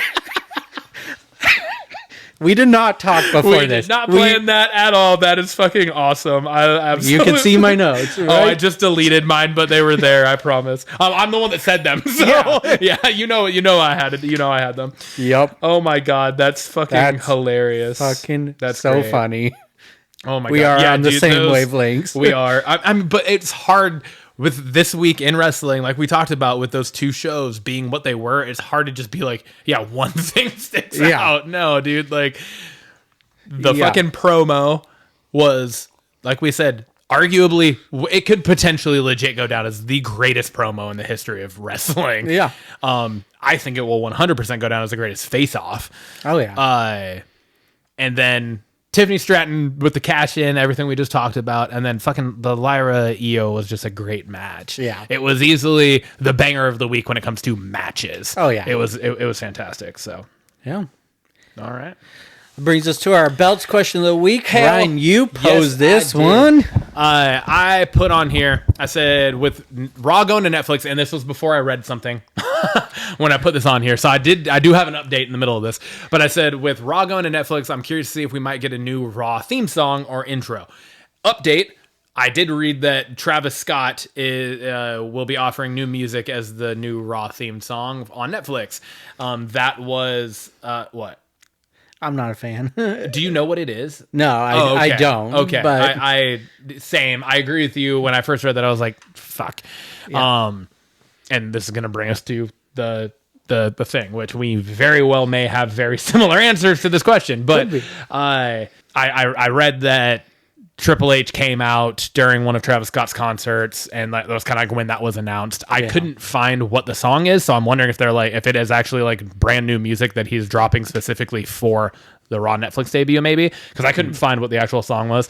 But anyways, it says, with that thought process, I want to know what our rank order is for the top 3, what we think for ourselves is the best Raw themed songs over the years. So we'll start with our lowest ranked, and we'll just move up from there. All right. I'm going to go Thorn in Your Eye, the Attitude Era. Okay. All right. Raw's War theme song. Yeah. Okay. All right. Yeah. I like that one. That's good. My number 3, I went Beautiful People by Marilyn Manson. Was that Raw? Yeah. It was for, I want to say it was SmackDown's theme song. Everything I looked up was Raw. Yeah. I got to say, I don't remember it being there, but I definitely remember it being SmackDown. But a few moments later. Anyways, had to pee. We're back. I will let you know right now, Tim, that I'm pretty sure I could power a like full cruise ship with the pure unagi that I have in my urine stream. Just it's like a fucking pressure washer. Anywhoozle. So, number 2. What do you got?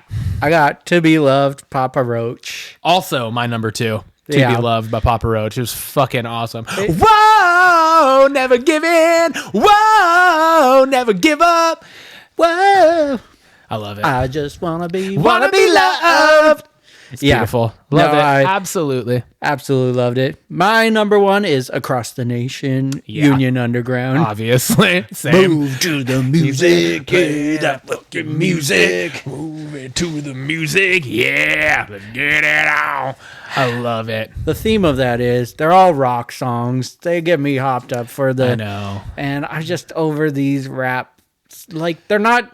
It's not like it's bad music. Yeah. It just doesn't have the same feel as those times and those eras. And I was really hoping that we were gonna get like a more fucking like upbeat fucking. Yeah. And another thing, because I also wrote I saw the theme song, but also wrote intro. Just to hit on that for a second, I almost want to get a little bit more away from the. What are the words that they use on the goddamn like the past, present, future fucking thing? And get into more of like the fucking dope video packages to hype up Raw. Yeah, that would be cool. You know what I mean? Yeah. Like, because I think back to the listen up, turn it up and ride out, and want to hear you scream and shout. That's true. With the video package, I know I didn't say like any of the right words to the song. I don't know the words to the song, Yeah. but you get No, the I get idea. what you're But then you had like the video package where it's just showing fucking highlights over the years during that era of wrestling. It was fucking, it just got you fucking stacked. Kind of like the video I just sent you today. You know? Yeah, exactly. Yeah. Like Yeah. exactly, dude. Like putting the fucking Attitude Era to current was fucking dope. Yeah. But it's like I just want that same feel. Yeah. You know? Yeah. And- No, I agree. I like. Oh, it's the then, now, forever. That's what it is. Yeah. But even old WWE used to have that. It was just something different, but they went into that video package of an actual intro versus just and I like don't get me wrong, I like the then, now, forever. yeah. Is it then, now, forever together? Is that Yeah, is yeah. that what it is? Like I don't mind that, but then it's like go from that and then go into a fucking video package with the actual intro Yeah. to each of the shows. Yeah. Because like right now we have Megan Thee Stallion is the theme song for SmackDown, Yeah. and now Travis Scott's gonna be the theme song for Raw. Yeah. Cool. Like I'm like I get it and I'm fine with it. It's representation across the board. You're branching out. We eventually got to get back to some fucking badass music, like badass pump up rock shit. Yeah. And I was like hoping this was going to be the move, but I like getting the previous Raw theme, the greatness feels like greatness. Like Yeah. it had a little pump up to it, but like I'm not pumped up with Megan Thee Stallion's song. I don't. It's just it's a good song. It's just there. It's just there. Yeah, it's just on. But like It's good across for the in nation, between. To Be Loved. Yeah. Those were like. Just like, I'm fucking getting hyped for the opening of this fucking show right now. Let's fucking go. Whoa. You know, I love it.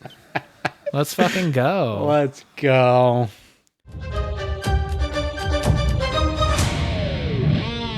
That brings us to Blockbusters.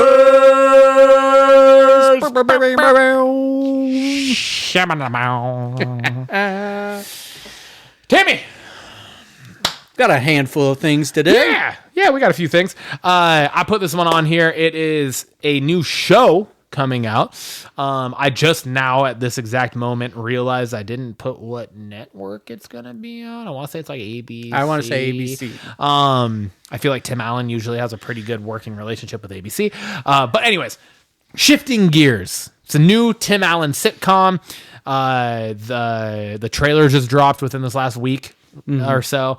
The synopsis for the show is headstrong widower Matt owns a classic car workshop when his separated daughter and her teenage children arrive at his house. The real restoration begins.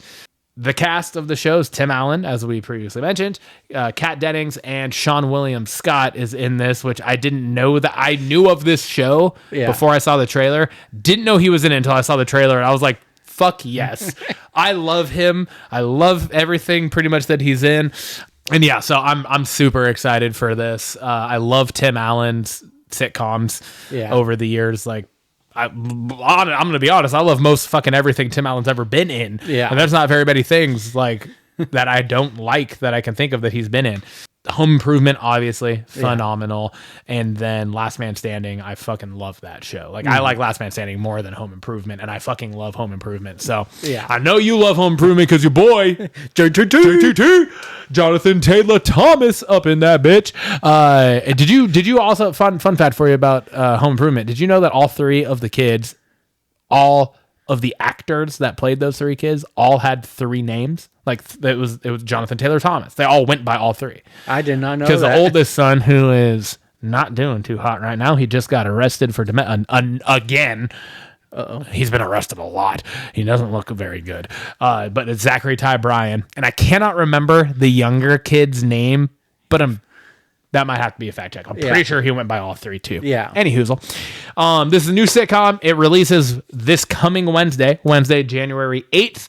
And I'm super stoked for it. Yeah, man. The trailer for it looked solid. I thinking of all the shows that we'll get to later on. Been looking for a new sitcom. I do like sitcoms, and there just hasn't been one recently that I can think of that has really grabbed my attention. And I saw the trailer right actually as like I watched it and then looked at the agenda and I was like, oh, nice. It is right there. Really excited for this. So you saw it and then looked at the agenda and I had added it? Yeah. Okay. Because that's funny because you did the exact same thing with the next one we're going to talk about. So I'm super excited for this. Like you said, I love Tim Allen. Kat Dennings, love her as well. And Sean William Scott is just a bonus. I think I have high hopes for it. Me too. I have high hopes as well. I'm looking forward to it for sure. Yeah, man. Flight Risk. This is what I put on here, and this is what I was talking about because I was like, I saw the trailer for this, and it was like I saw the trailer for this and another one on here, but it was in a situation where like I didn't have the moment to actually like go add them. Yeah. So I was like, I'm going to come back to them. I'm going to add them later. And then when I opened up the agenda, you had added this, and I was like, oh fuck yeah, okay, cool. Yeah. Flight Risk is the synopsis for this is a pilot transports an air marshal accompanying a fugitive to trial as they cross the Alaskan wilderness. Tensions soar and trust is tested as not everyone on board is who they seem. Director is Mel Gibson, and fantastic. I'm excited about his directing this movie. He did Apocalypto, which was phenomenal. Hacksaw Ridge, which was fucking amazing. Yeah, along with others. Yes. This cast Passion of has the Christ. Cast has Mark Wahlberg, Michelle Dockery, and Topher Grace, and the release for this is January 24th to 2025. This actually. It was supposed to come out in October from what I previously saw, but then this new trailer came out and then put a new release date on it. So gotcha. Okay. Super excited for this one. You get to see a half-bald Mark Wahlberg. I know. I was like, what the fuck? When I first saw what led me to first seeing this was I saw a picture of him with that, and I was like, there's no fucking way this is like, is this real? Like it looked like a fucking like spoof or like a fake bullshit. Right? Like I was like, what? And then I watched it. I was like, no fucking shit. This is actually happening. He's got a goddamn, what do you fucking call it? The Friar Tuck? Yeah, the Friar Tuck. You got the cul-de-sac up there. But it's like a cul-de-sac. It's like a mullet sack. But Topher Grace in the movie too. Like it's been a while. The last time I saw him in something was your double movie you recommended. So excited for this. I like the base of the movie. It seems like it's going to be good. Yeah, I mean, it looks like it's. I mean, obviously, what you see in the trailer might not cover the entirety of it, but it's from the synopsis and what we saw in the trailer, it looks like the majority of this movie is going to take place on this plane where there's literally 3 people. Yeah, above Alaskan Wilderness, trench. yeah. So it's like That's it's creepy, It's going to too. be very interesting, Intense, just to, yeah. intense, and just to see how like that all plays out. All right, I added this. I'd never heard of this until I saw the trailer for it. This was the other one that I said, like, I saw Flight Risk and this all both at the same time, and I was like, okay, I got to come back to these. It took me a few passovers of seeing this to then click on it, and I will preface this with, I have never been a huge fan of Kristen Stewart. She's not been my favorite. However, most of my opinion on that like formed from Twilight. Yeah. She's definitely, I've seen her in a few I know things. she has. I saw her in. Was it Underwater? Yeah, Was that movie was that was with really Jake good. Gyllenhaal and no? Yeah, I don't think Jake Gyllenhaal's in it, but Underwater, she was in that movie. was that the one where like the weird alien thing? Yeah. Yeah, was that not Ryan Reynolds and Jake Gyllenhaal were that's both in it? Life. That's called Life. Oh, that's called Life. Yeah. That's a different movie. Yes. Okay, I'm getting two different movies confused. Okay. Yeah. But I saw the one that I'm thinking of with her in it, though, too. Yeah. I was just confusing those two. Regardless. And that was good. Yeah. That was good. She was much better in that. So that's that's kind of what led me, actually, to being like, all right, I'm going to click on it. Because I also really like Stephen Yeun. Yeah. From The Walking Dead. Yeah. Right? And so I had no idea what this was going to be about. I didn't read the synopsis before. I just started watching the trailer, and I was like, whoa. This is a fucking crazy concept. This is pretty wild. So the synopsis for this movie, the movie's called Love Me. The synopsis is, long after humanity's extinction, a buoy, literally a fucking robotic buoy, which is played by Kristen Stewart, and a satellite, which is played by Stephen Yeun, inherit the Earth, and with only the internet as their guide, learn what it means to be alive and in love. In this groundbreaking first feature from Sam and Andy Zucchero, Love Me explores AI and identity through live action, animatronics, and classic animation in an epic tale of connection and transformation. And this movie comes out January 31st in theaters. Yeah. The trailer for this is fucking wild. Yeah. Like, it's pretty, it's wild in the sense of it's kind of a mind fuck, right? Because you're like watching this and it's literally a fucking buoy and a satellite talking to each something other. fucking floating in water and then a satellite up in space. And they end up through the internet essentially creating these two characters that can interact with each other based off what seems to be two actual people from history. Yeah. Like his in the movie, right? Like history in the movie, not actual history, but like two people, and it looks like they're played by these, like they're assuming the lives almost, or the buoy and the satellite are assuming the characters of these two people that they saw on these like social media pages. Yeah, right. yeah. That's what it seems like. Yeah, and I just thought it was a super interesting concept, yeah. and like not necessarily something.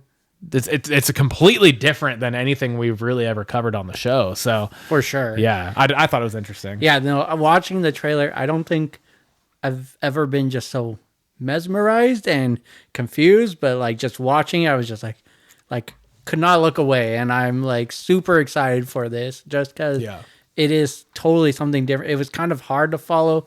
Just, are these actually people? I know. That was the thing. I was like, whoa. But yeah, love the idea. But then you read the synopsis and you're like, yeah, you're like, fuck, dude. Exactly. Okay, cool. So really excited for this one. I think it's going to be a good one and just a cool little twist on. I like it. Yeah. All right. I also added this one. This is called Fight or Flight. Which two flight movies. I know, exactly. Oddly enough, we have two different movies on here that take place in the air. The synopsis for this is: a mercenary takes on the job of tracking down a target on a plane, but must protect her when they're surrounded by people trying to kill both of them. The cast of the movie, I really only know Josh Hartnett. Josh Hartnett is the main character. He is the mercenary. And then Kate Sackhoff. Do you know? Is she the blonde lady? She's the blonde. Yeah, I know. I've seen her. I know in things, I think I want to know. say one of the two. I think it was Kate Sackhoff was in Downton Abbey. Maybe One of the two, because then the other name on here is Charithra Chandran. I think you nailed it. I hope so. But yeah, one of the two is in Downton Abbey. But regardless, it's directed by James Madigan, and it will release in February of this year. The trailer fucking looked awesome. It's an action comedy. I should have put that on here too, to preface it with that. It is an action comedy. Josh Hartnett's character looks fucking absolutely ridiculous. He has like bleached blonde hair, but the same haircut he actually has in real life. But it's bleached blonde with not matching facial hair. Like his facial hair is just his normal color. But yeah, I don't know. I looked good to me.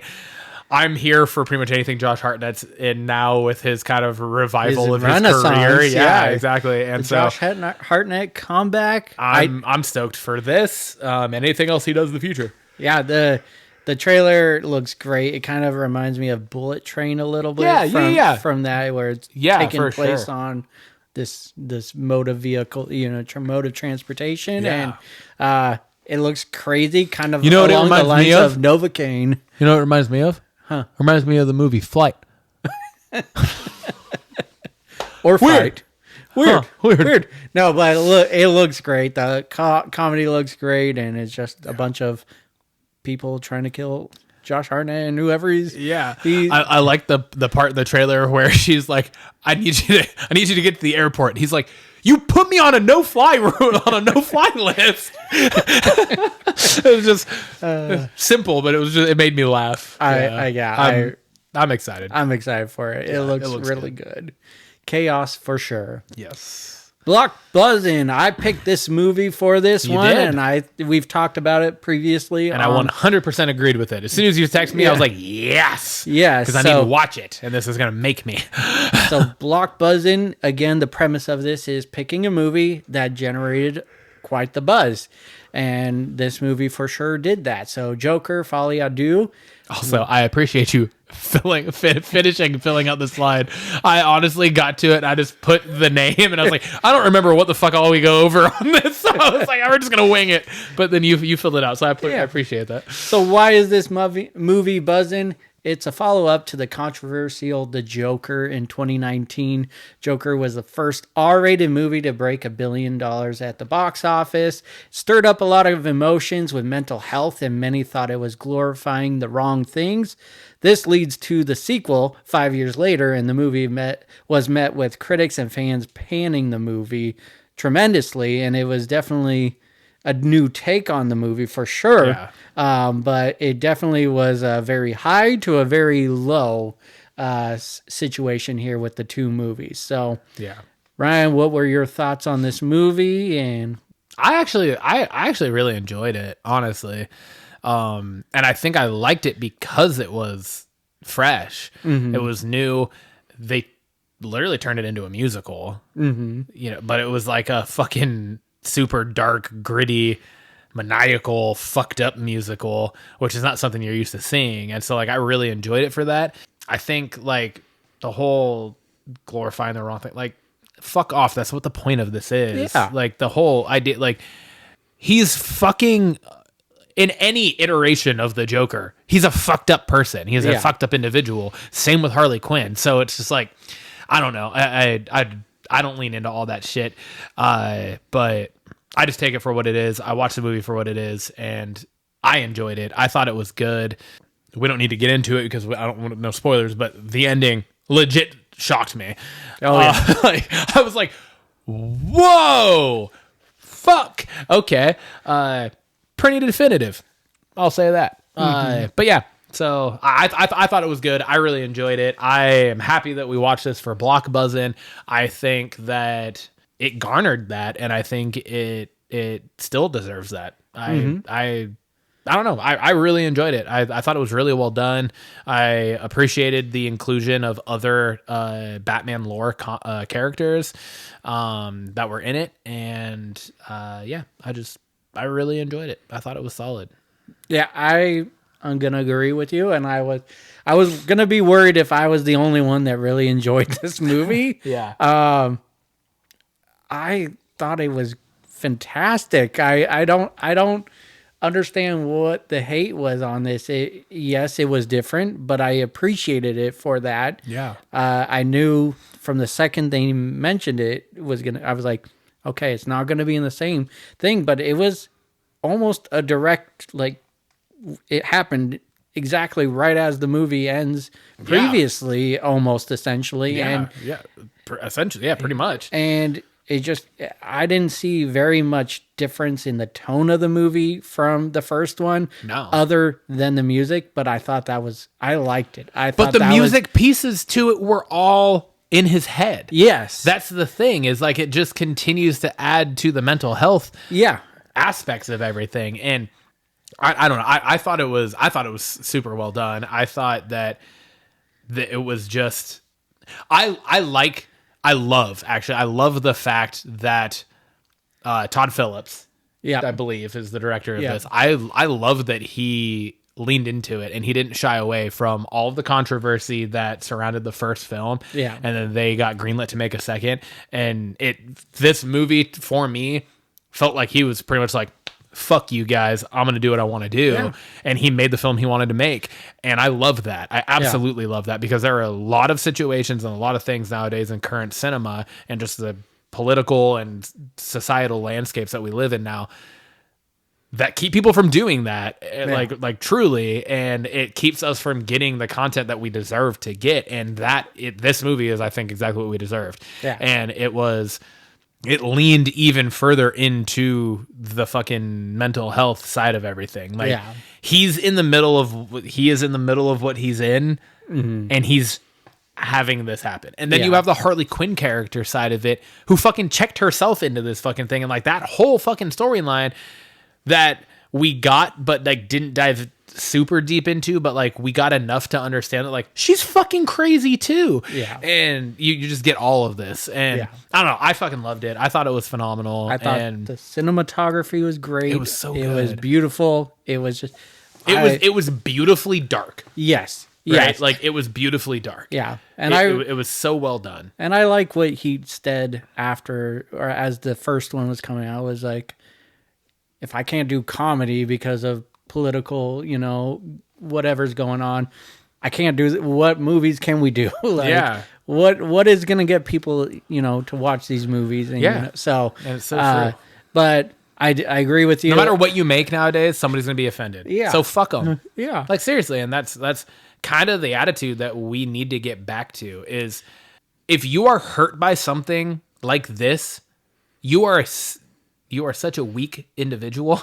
And you don't have to watch it. Yeah, exactly. Like you don't have to watch it. And then if you choose to watch it and then you get offended by it, that's still on you. Yeah. Right? Like that is on you. Yeah. Nobody's forcing you to watch anything. Yeah. And if you can't go into something and disconnect, like that's the point of all of this. Yeah. That is the point of movie and TV and all of it. And music and everything it's to be able to fucking disconnect from what's actually going on.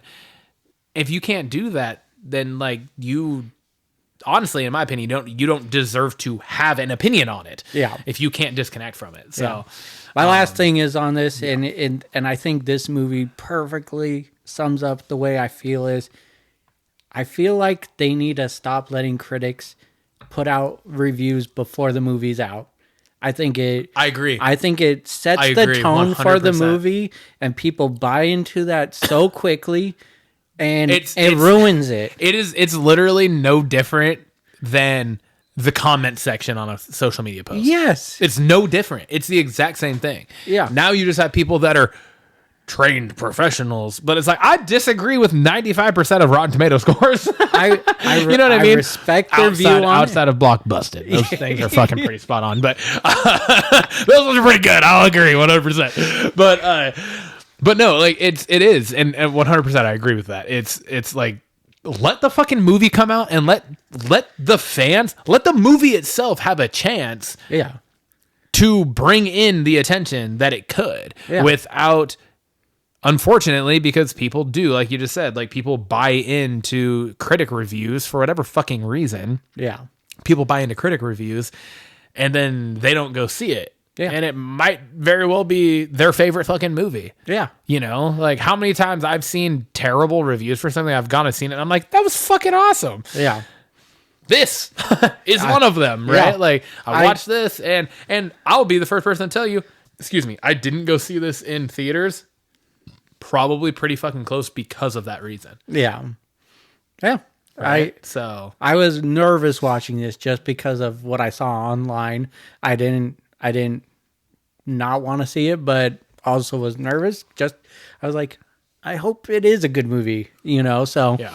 So that's Blockbuzzin for you. I highly recommend it. Yes. I definitely recommend watching the first one and then this one closely after. I think that was another thing that maybe skewed people's review of it. Is just 5 years ago this movie came out. Did they watch the first one? It's a ways between, yeah. You for know, sure. so anywho's, I enjoyed it. He enjoyed it. Go see it. Yeah. Before we jump into this, if you just saw me fist pump randomly, it was because my wife just texted me that our daughter went to sleep no problem. Woo! That is a win.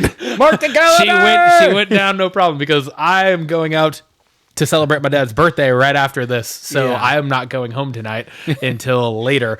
And so I was a little nervous about that. So yeah, that was awesome. That made me happy. That brings Anyways. us to Blockbusters question of the week, and you also posed this one. I so did. let's- I decided to strap on my little backpack and start to help carry this bad bitch because I feel like you've come up with the questions of the week for the last couple episodes. So, we just last week talked about like the wrap up of 2024, right? And so I was like, you know what? Like this is the first episode of 2025. I want to kind of lean into that and talk a little bit of New Year shit. Right? Yeah. So that being said, what 2025 releases for both movies and TV are you most looking forward to? Okay. So I will preface this with I have one show, but I do have 3 movies that I couldn't fucking pick between for my favorite. I put like a list. I thought, Oh, okay. Yeah, that I works. read it as a list. That's fine too. Yeah, dude, just let go through it. That's totally fine. All right. So Then we won't even bounce back and forth. Why don't you just want to do shows first? Yeah, let's we'll go do shows shows. first. You do your shows, and I'll do mine. yeah. All right. So Daredevil Born Again. Yep. Super pumped for that. Last of Us season 2 is coming out Yep. this year. Wednesday season 2. Yep. Alien Earth. We Yep. talked about that. American Primeval. Yep. I was really intrigued by that. Yep, same. And then this one might not get your attention, but 911 Lone Star. I'm a big fan of the 911 shows. Gotcha. And this is the so- final season of 911 Lone Star with Yeah, and that has oh fuck me, I what is know. his name? God damn it, it's from Parks and Rec. yes. Oh, and he's in God Tommy Boy. Damn, yeah, he's in fucking so much shit. Parks and Rec right there. He's Is like he he's like listed the on most there? handsome man that's ever lived. How are we forgetting his name right now? A few moments later. There's a store with his last name. Rob Lowe. Yep. Yeah, Rob Lowe. That's right. Okay. Anyways, yeah, Why that took us so I'm sorry, listeners. little tangent there. But yeah. Anyways, love Yes. that. I addicted to that show and its drama. So I'm gonna have to watch it because It's a really good I've one. never I've seen commercials for it and I've always kind of been like, huh, but Yeah. I've always just like, I don't know, when it comes to like cop things like that, I'm just such an SVU fan. Yeah. I'm like Mariska Hargitay all the way. No, I should get into that for sure. The Because they have multiple. The right? Lone Star one is only. This will be the 5th season, so it's Okay. not a crazy amount. There is some seasons that have a lot of episodes. It just started in like 2019 or yeah. whatever, right? 2020 or something. And then the other one is So- just 911, and it takes place in LA. So we got a Okay. Texas one and Gotcha. a Gotcha. LA one. Okay. All right. All right, what about your shows? Oh god, Or show. Google's yelling at me on my phone. The one I put, because again I only put one. I wasn't specific on this, so that's my bad.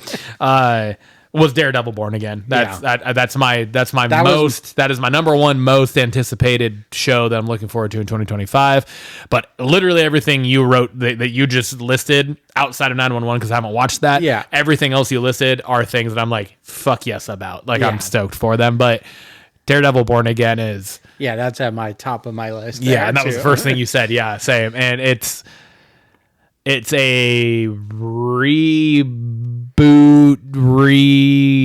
revival, kind of all in and of it. Yeah. Like, 'cause it's like going to, but also not gonna play off the Netflix stuff. It's a lot of the same characters, but it's gonna be a brand new thing. And I don't know.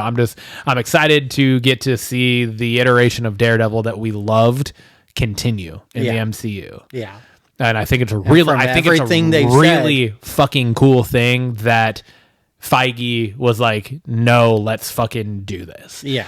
You know, like fuck what they did not under us.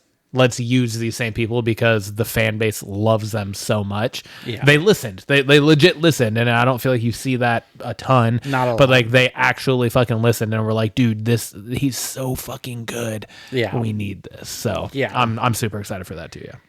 All right. Movies. And this one is in no particular. There's a big slate of things. But 28 years later, Captain America, Brave New World, The Electric State, The Accountant 2, Thunderbolts, Superman. The Accountant 2, that's Ben Affleck? Yeah. That's coming. Yeah. I didn't even fucking know that. I know there are going to be some of these list that we're going to put on. We're going to talk about. Yeah, in the future. Yeah, for sure. I didn't even know that was happening. I Know What You Did Last Summer is supposed to come out. Fantastic Four. Yep. And then Final Destination Bloodlines. Mm-hmm. So pumped for that. Same. Like I said, I had 3 on here because I just couldn't pick between them. You named 2 of them, 28 Years Later and the Fantastic Four, First Steps. The third one's The Gorge. With Miles Teller. I don't know why it wasn't on. I thought I typed it in, but yeah, I'm really excited about that one. I almost, because again, my original thought to this was like we were gonna name one. Yeah. I didn't specify that, whatever, and so it doesn't matter. But in my mind, when I was going through this, I was like, I almost put The Gorge as the number one. Just the trailer for that movie got me so fucking hyped, and I'm like, fuck. But then I was like, oh fuck, 28 years later, that's gonna be fucking like, that's just a continuance of something that we've loved and we've talked about a lot. Yeah. And then obviously Fantastic Four. We haven't even seen the trailer. We haven't seen the trailer for it. No, it's we've seen like leaked footage of Galactus. When do you think that falls? Probably February. Super Bowl. Oh yeah, that's a good. It's gonna be Super Bowl, and then like the Super Bowl will probably be the first trailer, and then followed by trailers viewing in the previews of Captain America Brave New World is what my assumption is going to be. Makes sense. But anyways, it's because it comes out in July, so like that's the perfect time for it. It's like the same time frame as Deadpool and Wolverine. Yeah, right. Exactly. It came out in July. They dropped the first trailer at Super Bowl, so it would make complete sense. But those are the 3 that I put on there. 28 years later. I mean, it's just fucking long time coming for this to get to I wanted to get sequel right then and there when I saw that. Yeah, right. But to get a sequel that ends a trilogy that starts a new trilogy is cool. Pretty cool. Yeah. Right? That's another thing that I don't feel like we've seen very often of or very much of. So that's just super cool in and of itself. And then Fantastic Four again is just like, we are fingers crossed that this is the one that fucking lands. Yeah. Because like them or not, the others didn't. Yeah. There's no other way to look at it. They just didn't land well, even though I personally I enjoyed all 3. I enjoyed watching them, but I also completely understand. Yeah. Like the downfalls of them. And then The Gorge is just... It looks great. The movie looks so it's so interesting to me. It hits so many different aspects of everything that we cover and love on this show so well. Exactly. And the trailer for it just looks so fucking... Again, it's like primarily, at least from what we saw in the trailer... We saw 3 people in the trailer. Yeah. Well, no, I take that back. We saw a handful more because we saw a little bit of oh, I forget the actress's name, but the actress Anna Taylor. Yeah, and Anya Taylor-Joy. Yeah. Anya Taylor-Joy. We see a little bit of her backstory, right, as like a fucking spy, assassin, whatever the fuck she is. Yeah. So you see a couple extra people, but like in the meat of it, you see like the dude that's introducing Miles Teller to the station. You see Miles Teller, you see her. Yeah. Like that seems like it's like that. So it's like kind of another like flight where it's like. It seems like it's going to be like primarily just a couple of actors making the whole movie. And I'd like that. I enjoy that type of, that type of, I don't know what the fuck you call that, but I get what you're saying. Yeah. So yeah, dude, I'm stoked for everything you said, and I'm stoked for those three. And all right, man. Brother. Cheers to 2025. 2025, episode 31. Hell yeah. Raw on Netflix next week. What God a time. damn. 3 hour SmackDowns? What a time to be alive. It's fucking amazing. On the Triple B podcast. Let's do it. Polish it. Polish it. We're doing it. We're doing it. Oh, God. It's the first episode of 2025. Put it down. 3, 2, 1. I ain't no bitch. Let's fucking go.